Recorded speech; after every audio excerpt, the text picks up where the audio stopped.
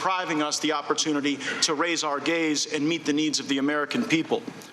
Unless you have bipartisan consensus, impeachment is a divisive issue in the country. Many people would think it's being done for political reasons. Nancy Pelosi, May 2018.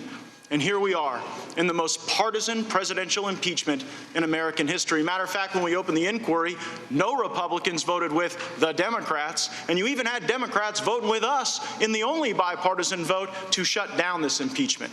And that brings us to your role, Mr. Goldman. Are you here as a partisan advocate for the Democrat position, or are you here as a nonpartisan investigator of the facts? I'm here to present the report that we did on our investigation, which was totally and completely reliant on the actual evidence that we uncovered, the witness testimony, and the documents. Are you a partisan? I'm not a partisan. Mr. Castor, how long have you worked for the House? Since 2005. And same question, Mr. Goldman. For the House? Since earlier this year. Mr. Castor, do you make political donations? I don't remember any.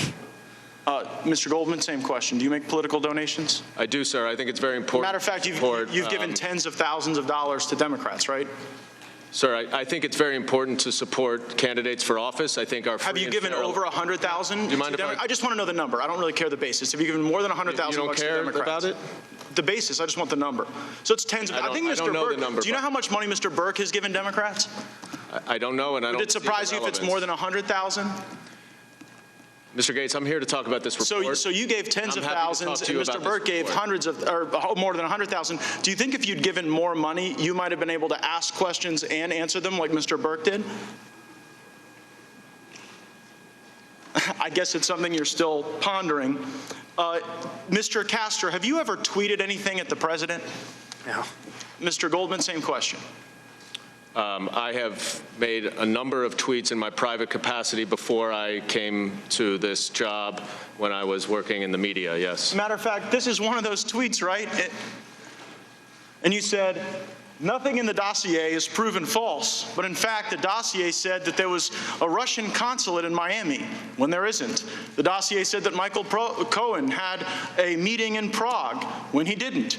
The dossier said that Michael Cohen's wife was Russian. She's, in fact, Ukrainian. And so, as we sit here today, where you've, I guess, got a tweet mentioning a P-tape, presenting yourself not as a partisan, hired by the Democrats to pursue the president, do you regret this tweet?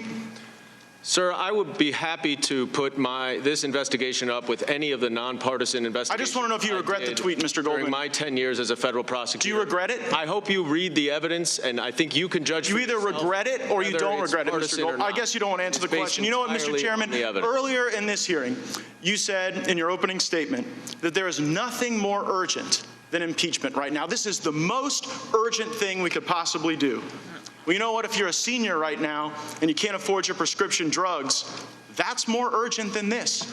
If you're a manufacturer wanting to dominate the Western Hemisphere with the passage of the USMCA, that is more urgent. If you're a farmer who wants to open markets so that your family can survive and thrive, that is a lot more urgent than this partisan process. If you're a desperate family member watching someone succumb to addiction, solving the opioid problem, probably more urgent than this partisan impeachment. If you're a member of the next generation, dealing with the challenges of extinction and climate change, a budget that's out of control, driving up the credit card of young people in this country and what they'll have to pay back as a consequence of our poor decisions, likely more urgent. But House Democrats have failed at all of these things. Matter of fact, I'd say the only thing under the Christmas tree for most Americans would be a lump of coal, but I think they're against coal too. The only thing under the Christmas tree for Americans would be impeachment and investigations. I've heard over and over Democrats say that this is all about the president's personal interest and that he abandoned the national interest. And it begs an analysis of how the nation is doing.